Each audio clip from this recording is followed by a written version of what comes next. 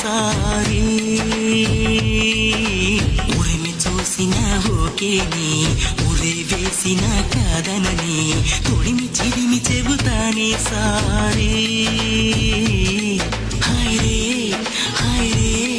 ఏ ప్రాణహాని రాని హైరే హైరే ఇక ఏమైనా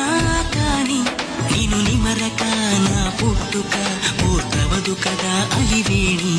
ఆ కోరిక కడతీరగా మరు జన్మ ఎందుకే రాణి